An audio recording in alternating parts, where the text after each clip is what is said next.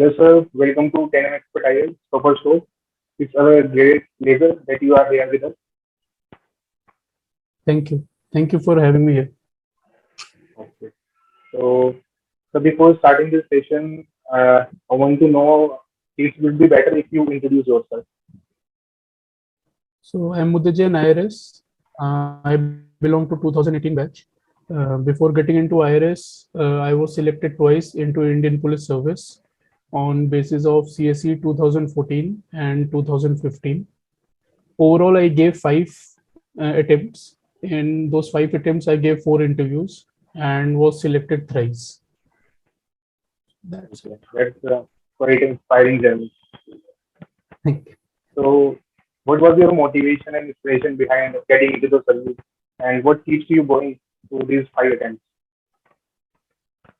So you can say that it was like a forgotten childhood dream that I wanted to join services.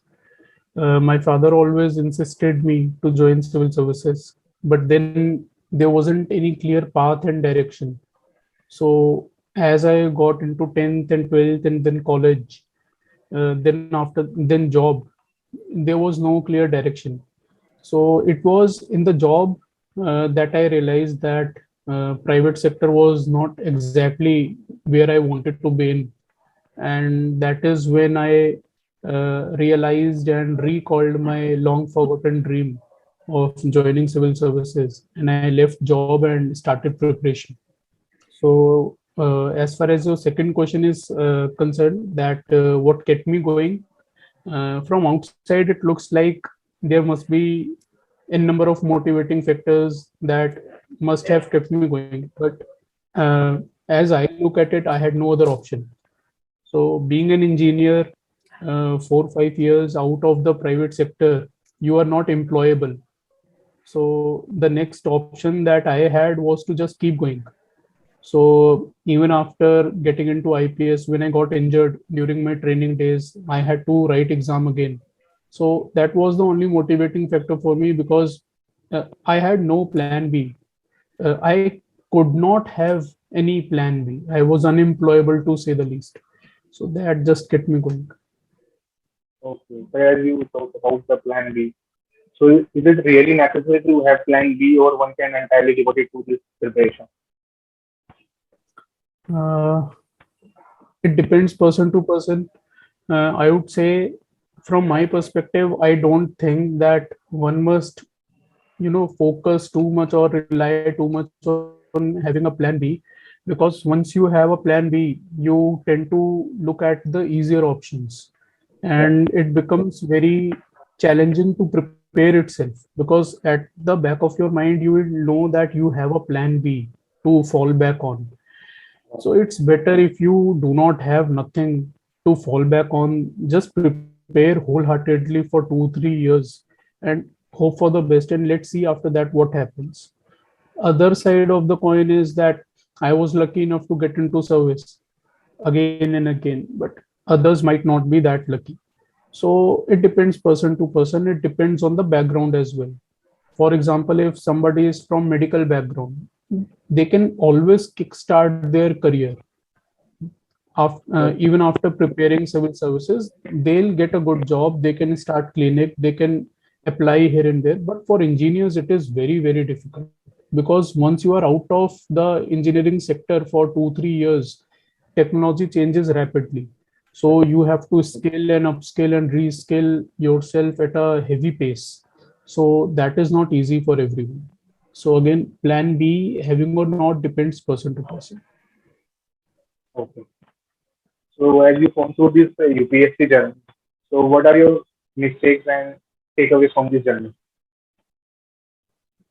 Okay, so mistakes, I would say, like, in the hindsight, when I say it, so I always was, uh, uh, I used to be short of IAS rank by 12 or 13 marks across my attempts.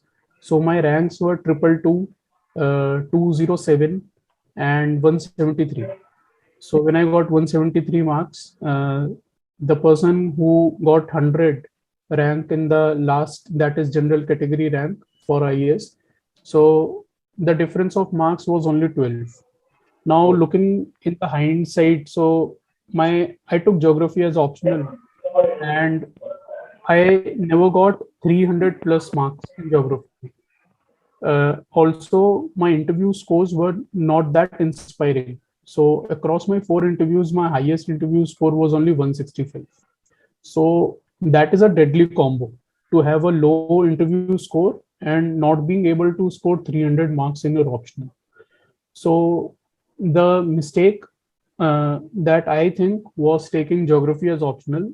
If I had picked some other optional of humanities background like socio or PSIR or any other, which consistently has 280 plus score, with that I mean the frequency of scores should be such that you can score 280 plus if you have written good answers. With geography, it is pure luck. Even if you have written good answers, chances are high that you won't score above 280. And if you don't score above 280, you have to do really well in interview to get a IAS rank. So overall, only one, you can say one mistake that I made was geography as optional. Rest was all smooth and fine. Okay. So, sir, looking into the strategy part for the prelims, so what would you suggest for the preparation for the last 3 months or last 60 days? Okay, so I think about 60, 62 days are left right now. 63, 62 days are left for prelims 2022. So I would, if I was writing prelims this year, for last 60 days, I would have divided 60 days into set of 3 or 4 blocks.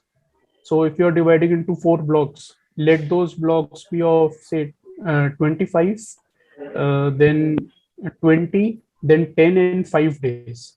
25, 20, 10 and 5, this amounts to 60 days. And you must focus on revising entire course material that you have studied or the notes that you have made at least 3 or 4 times in this block of 3 or 4 blocks. So if you are able to revise your entire course material first revision, say in 25 days, you will definitely be able to revise that whole material again in 20 days. And if you are able to revise it entirely in 20 days, you will, for third revision at max, you will need 10 days. For the last 5 days, I'll suggest you to keep the topics that you are not comfortable with for the last 5 days. There are very factual questions asked these days. There are topics that are factual, like constitutional bodies and all, who wrote which journal in history. So such were the topics, list of environments like tribes list, forest, wildlife sanctuaries, etc. So these were the topics that I always kept for the last, so that they are fresh in my mind, those facts. So for last 5 days, just do that. So this is the overall plan that I'll suggest. Plus, regarding mock test, I think 40 to 50 tests are ideal. This includes both full length test as well as sectional test. So if by now you have done 40 tests, or if you have done 50 tests already, so do not pick up new tests right now. First revise those tests that you have already done. So there must be questions in those tests that you are not comfortable with. Now I'm not saying that whether you got them wrong or you got them right, that does not matter. If you found a certain question to be tough, just note it down. Note down the various points related to that question and revise them at least 3 times. After that, once you have done that, then only pick up new tests at this stage. For those who have done say only 20 tests right now, they should look forward to write more tests. Okay. So what's your view on regarding preparation for the current affairs, like the sources and the duration which we have to cover, like 1 year or 15 months? So UPSC has been asking current affairs in pre and mains from a span of more than 1.5 years.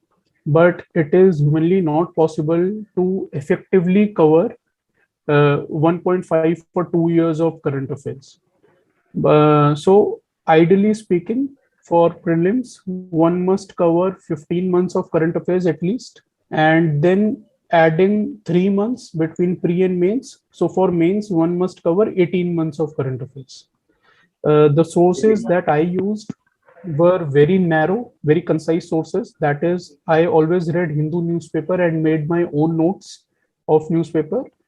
Plus, I picked up Vision Monthly magazine, and whatever was not available in my notes, I used to add those points from the Vision magazine to my own notes. So I made digital notes, e-notes that are still available on my blog, WordPress blog. So when you make digital notes, it becomes very easy for you to edit them, mutate them. You can revise them again and again, and you can shorten them with every revision. So digital notes become very manageable. The only challenge with digital notes is when to print them. So I used to take printouts of them just 40 days before the exam. Apart from that, for the entire year, my notes were digital. For last 40 odd days, 30 days, I used to add handwritten notes in those printouts. So that was my overall strategy. I never referred Yojana, I never referred Kurukshetra, any other magazine, because the idea is to keep your resources concise. Idea is to make notes and revise them again and again. If you have thoroughly done Hindu newspaper or Express newspaper, and you have covered one coaching material, coaching magazine, that is more than enough, because coaching magazines already cover these materials like EPW, Kurukshetra, Yojana, etc. So there is no need of duplication of efforts. So is there any separate strategy for the mains to cover the current affair, or both are integrated?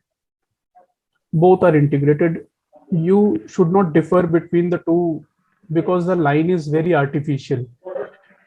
Now the questions from current affairs of IR are also asked in prelims. So what if you had segregated IR in separate file and you haven't prepared them for prelims at all? So the boundary is very artificial, and it is always easy to manage integrated notes. So make integrated notes. That is my suggestion. But then it depends person to person, because notes making is a very challenging thing in itself. Not many aspirants these days are making notes. They want ready-made material, ready-made coaching notes and all. So what I am telling you is my tried and tested strategy, which helped me clear 4 times. So still it depends person to person. What was your thought process while reading a topic, like how to approach that particular topic?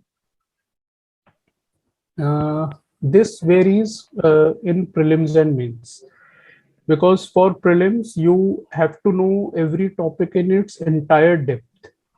So now the idea again is to read concise material, but read it again and again. So for polity, for example, if you are reading 𝗨𝗏𝗏𝗃, read it at least 3-4 times, then make its notes, then revise those notes 3-4 times. There is no need to refer any other material then for polity person. So cover one book, but cover it wholeheartedly. For mains, the idea becomes different, because it is a subjective exam. You can write 2-page, 3-page answer even for a question that you know nothing about. I always used to write attempt every question in mains. I never left a question in mains. So there the idea is to focus on dimensions rather than depth, whereas in prelims you have to focus on depth. So as the question as you asked was how to focus on topic, the focus changes from pre and mains, between pre and mains. In prelims, focus on depth. In mains, focus on dimensions. You mentioned the sources, so is it necessary to refer the NCERTs? Look, all NCERTs are not important. It is a myth that each and every NCERT from class 6 to 12th is a must. NCERTs of economy are not at all important. For economy, I referred Shriram IAS printed notes, a spiral book that used to come in my days. Now they have launched a book. Those printed notes are not available as far as I know. I read only those notes, and whatever terms I could not understand, I referred Google for that. I never referred Mrunal, etc. Because I found Mrunal very bulky for a simple, even for a simple article, it will have 20 or 22 pages, which is filled of irrelevant images and all. And at the end of the day, you have nothing substantial in your notes. So I referred Mrunal for 1 or 2 topics at max, and that was it. So I referred only Shriram. I read it again and again. I referred Google for the terms that I did not understand, and that's it for eco. So not all NCERTs are important. NCERTs are important for geography. For history, they are very important.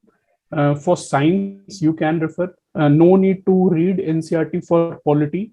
No need to read NCERT for economics. From mains point of view, no need to read Indian society NCERTs. For IR, there is no as such need to read any particular book. Rest of the topics are self-explanatory, I think. Of late, certain topics like agriculture and sports was asked in the UPSC prelims. So what were your thoughts regarding how to prepare them? Any particular source, or they have to be open-minded? There cannot be any particular source for any topic. Such topics are out of box. Nobody had thought that UPSC will ask so many questions from agriculture in a year. After that particular year, if you go through previous year question paper, not that many questions were asked from agriculture. So every year UPSC will pick and choose one particular topic and ask, say, 5 to 10 questions from that topic. But you cannot go about reading n number of sources. You cannot run after source materials. All that you can do is prepare basics and prepare those basics well, because it is unpredictable. This year they asked agriculture, next year they can ask questions on space science. So what will you do the next year? Will you prepare entire space science? Will you find material for space science? That is not possible. So just prepare the basics, follow the basic concise source material, and make notes and revise them again and again. Okay. So what was your strategy to prepare GS 1 to 4 regarding the names? Okay, so I started with GS4. I don't know why. I just started with GS4 back in 2013. So for GS4, there wasn't any particular material available back then because the pattern had just been introduced. So I made my own notes of GS4 from Google. Entire syllabus I covered from Google itself. And expanding those notes only, I launched my book on ethics, that is Decode Ethics on GS4. What? I also saw that book. I have seen your book. You're not okay. So for GS1, as I already told, I first read NCERTs for history and geography. Geography was my optional, so I never faced any particular challenge for GS1 geography. History is also easy for mains because you have covered history abundantly in prelims. You can refer Spectrum, or you can refer Bipin Chandra. It is up to %2%. I found a 150-page PDF back in 2013 on modern history. I was Googling for sources and I was very lucky to find that PDF. And using that PDF only, I made 78 pages notes on modern history. Those notes are also in PDF form and are available on my blog. I never referred any other material after that for modern history. I that is for 2014 and 15 attempts. I didn't read Spectrum, I didn't read Lucent, I didn't read NCERT. For modern, I used those 78 pages notes only. But now for prelims, you have to expand for history because questions are very out of the box. For mains, those notes are still relevant. Coming to society, for society, I referred IGNOU material. IGNOU plus current affairs plus Google. No other material I referred for society. For GS2 IR, I relied completely on current affairs. I never read Rajiv Sikri or any other book. For GS2 polity, I referred Ладшмикант only and current affairs. For GS2 governance, I made my own notes from Google. For GS3 economy, I relied on Shriram. For GS3 agriculture, I made my own notes. Plus, I had geography as optional, and geography covers agriculture in depth. So I particularly faced no challenge in GS3 agriculture. For GS3 science, current affairs are more than enough. There is no need to refer any book for mains GS3 science. For GS3 security, again, I made my own notes from Google because back then, again, it was the first year of new pattern and no particular book was available. But now there is a famous book on security, which I think everybody knows and reads that book only. For GS3 environment, I referred current affairs only. Current affairs and a bit from Shankar. So if you notice the kind of questions that are asked in mains GS3 environment, you will see that only in 2016, a static question was asked in environment mains. That is on allelopathy. So that question is covered by Shankar notes. Apart from that particular question, never ever a static question has been asked in environment mains. So current affairs are more than enough for environment mains. Ethics, I have already told you, I made my own notes. Where we are in the main part. So what are your suggestions regarding the value addition? I don't understand this term value addition because, as I already told, preparation is integrated. Focus on concise materials, make notes and revise again and again. There is nothing as such called value addition programs, quality enrichment programs that all these institutes launch every now and then. I do not believe in them. Because if you are teaching a student something, how can you teach another student something called value addition? Everyone should be at same page. Everyone should follow same sources. So I don't believe in this value addition thing. So, sir, how to utilize the topper copies at the best? How can you get something from there by analyzing them? Topper notes. Topper copies. Topper copies. Okay, so topper copies and topper notes can only act as a reference point for you. Like my notes are available on my blog, my copies are available on my blog, but they cannot be your base. Your base has to be the books that are followed or prescribed by the coaching institutes or which are followed by a number of students. So make them as your base. You can use topper notes after you have covered the base. So if the previous question was about value addition, here your topper notes at max can act as value addition. Do not rely on anyone else's notes or anyone else's copies ever. So at max, what you can learn from topper copies is how they are writing. Are they writing answers in points or paragraph? How big answered or short answers are they writing? What are the keywords that they are using? Are they drawing diagrams or not? So just look for these focus areas, how they are introducing. That is, what is their introduction? Is the answer in paragraph or points? How many keywords they have written? Have they underlined the keywords or not? Have they drawn diagram? What sort of conclusion or way forward the toppers are writing? So this is all I think can be looked into topper notes or copies. So nowadays, everyone is running behind adding the diagram to the answer. So what's your point with the utilization of adding the multiple diagrams? So is it necessary? So as per me, one diagram is equal to plus one extra mark.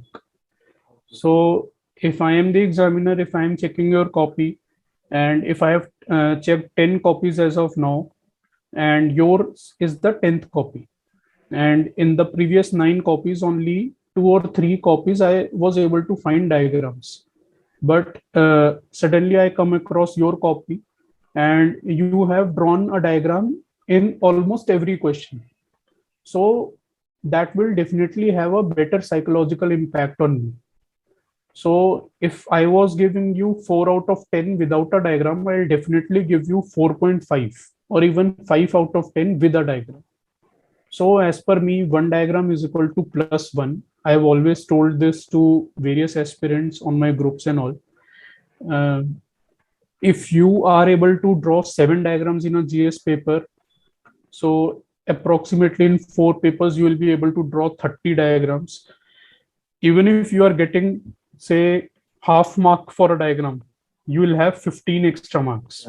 And as I already told you in this interview, that I used to miss IAS rank only by 12 or 15 marks.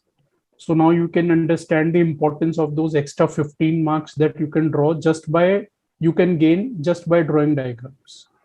So diagrams are very important. People are aware of it, yet the aspirants are not drawing. I don't know why. So according to you, what is the best time to start answer writing practice for the beginners? Okay, so when I started my preparation, again, I faced no particular challenge because back then it was the first time that this pattern was introduced, and there were 6 months between pre and mains. Now you hardly have 90 days, 85 or 90 days. So as soon as you have covered the first reading of your main syllabus, that is during the pre-preparation itself, you aspirants prepare for one whole year. So say, for example, if you have started with optional classes and GS, optional is mostly covered in 3 months. GS classes go up to 6 months. After those 6 months, you generally start GS classes for mains. So in that time, when you have covered the first reading of your main syllabus, after that itself, you should start practicing 1 to 2 questions on daily basis. So there are n number of sites, n number of portals that provide you daily questions and their model solutions. So you should practice 1 to 2 questions daily. After that, after pre, you should join a test series. Do not join test series for the entire year, because those test series, I'm sorry to say, but those test series are only meant to get money out of a student's pocket. Because even that coaching institute knows that this particular aspirant won't be writing all the tests of that test series. If the year-long test series has 30 tests, you will at max write 10 or 12 tests. So the test series that I am talking about, that starts after pre, also has 10 tests only. So it is always better to practice 1 or 2 questions on daily basis at home and join a test series only after pre. So as you said, you have a geography optional. So what was your strategy to prepare for that? I had taken Shabir sir's classes in Wajiram back then.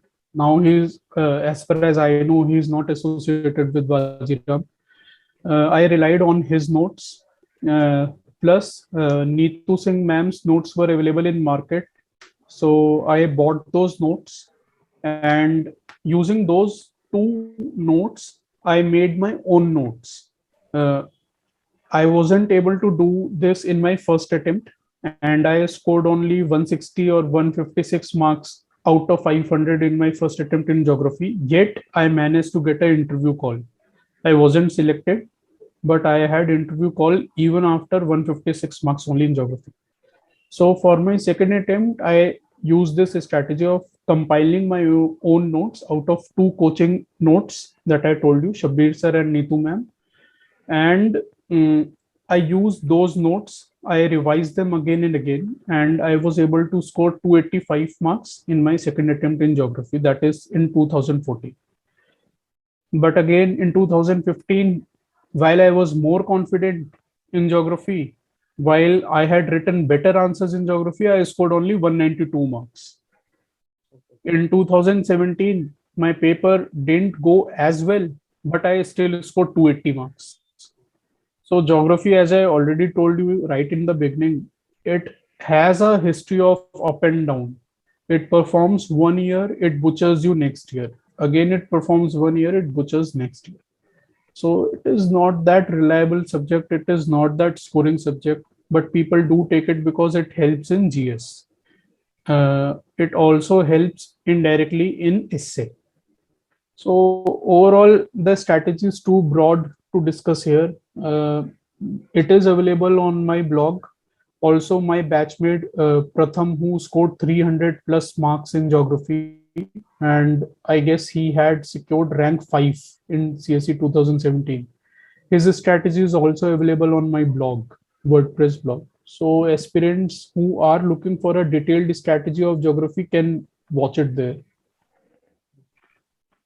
So what are your suggestions regarding how to write answer in that 7 minute or 11 minute duration? Okay, so a 10 marks answer has to be written in 7 minutes, a 12 marker in 9 minutes, and a 15 marker in 11 minutes. Yes.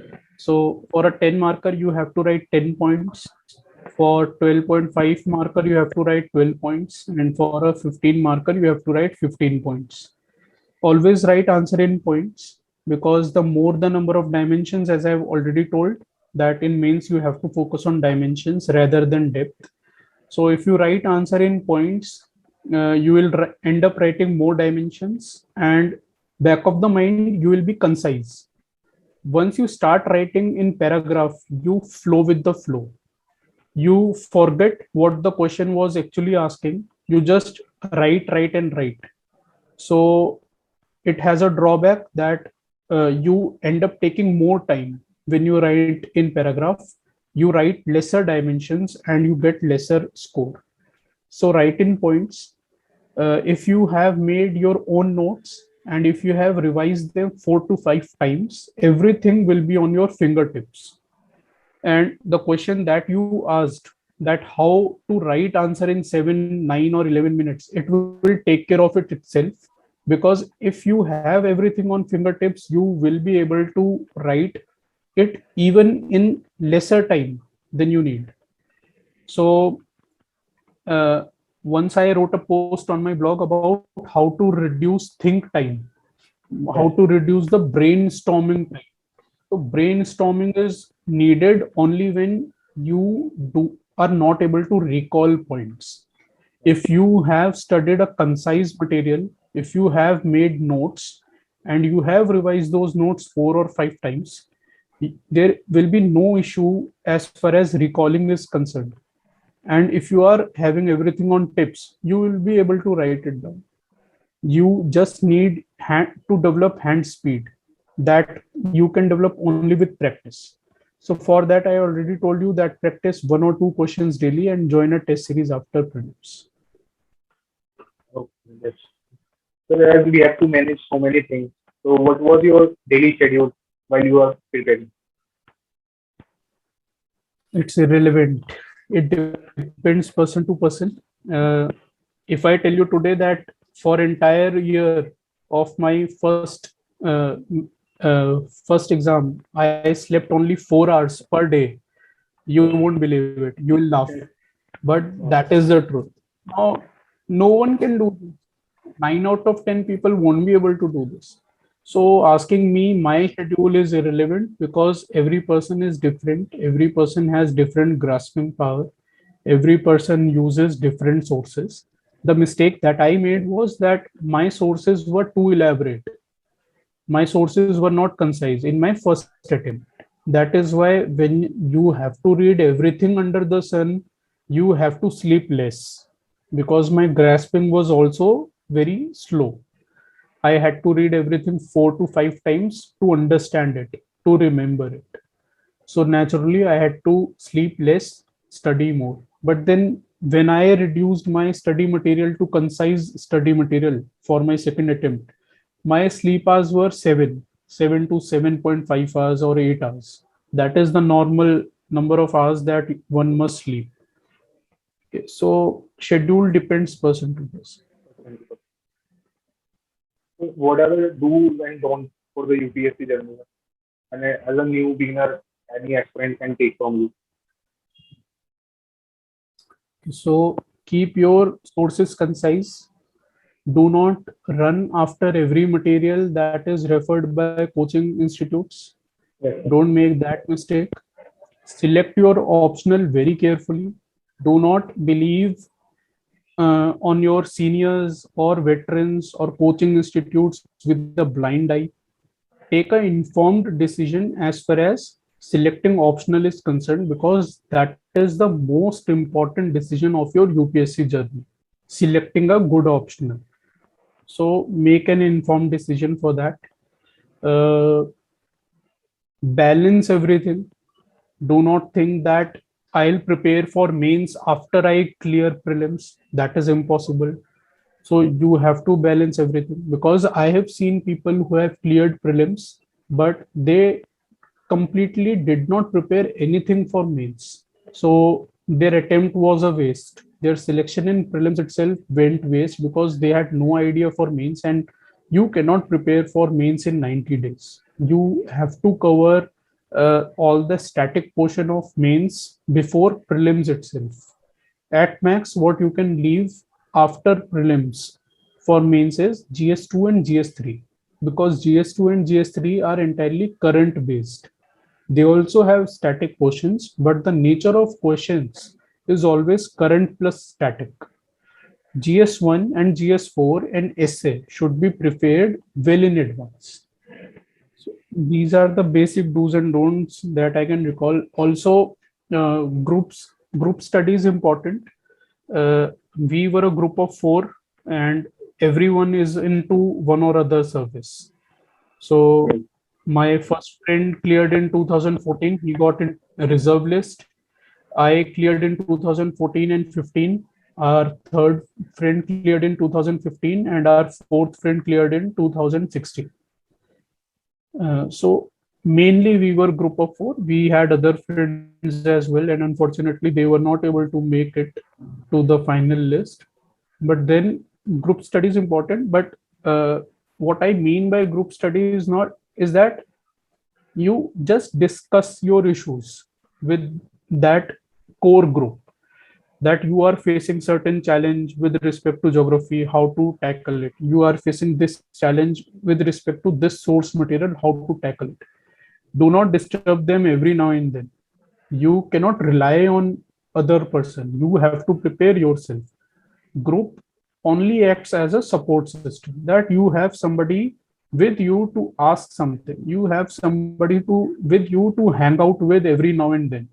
When you are completely bored with the studies, when you are completely burnt out, you have someone who you can go out with, a like-minded person. So a group should be concise, 4 or 5 people at max, yet you have to study yourself.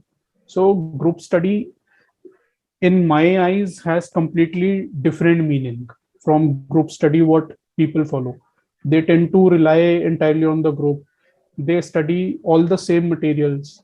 That is not the idea of group study. So coming to the end of the session, so as you inspired us a lot, so to whom you want to dedicate this whole success in the journey? Okay, so I'll dedicate it to my family, entire family. From teachers, I've always respected Shabbir sir's dedication a lot. So when I cleared civils for at least 3 or 4 years, I had forgotten to show him the gratitude. But then one final day, I contacted him and told him that, sir, I was your student back then, and you deserve a lot of credit for what I am today. So the teachers and the family, whoever pushed me, the friends, the group that I talked about, so they deserve the credit. So still you are in this mentorship, like you are mentoring the student through groups, various groups. So what is in your mind, at the back of the mind, that you have to still be in touch with the UPSC CSE? I could not understand. I'm saying that you are still managing certain groups and helping the aspirant achieving their dreams. So what are your thoughts in the back of the mind that keeps you in the touch of UPSC after spending So 5 to 6 attempts? yeah, I got it. So I have gained a lot of experience. Uh, Wrote 5 attempts, cleared thrice. In 2014, my mains score was 11th highest all over India. My interview score was second lowest all over India. So that dragged my rank from 11th highest in mains to triple two. In 2015, my GS score was 426. That was fifth highest all over India. So I have gained a lot of experience. I know this exam inside out. This is what I feel. I know the strategies inside out. So why to restrict it to myself and not spread it to others who are in need of help? And I do it all for free. So if someone from Twitter watches this session and tags me there, better know that I do it everything for free. My entire groups are free for all. I do Yes, not sir. charge a single penny. My YouTube channel, it is non-monetized. I do it free. So there is no other intention apart from helping the aspirants. That's the end of the session, sir. Thank you. Thank you so much for being there and spending so much time with us. Thank you for having me here. It was enjoyable. Thank you. Thank you, sir.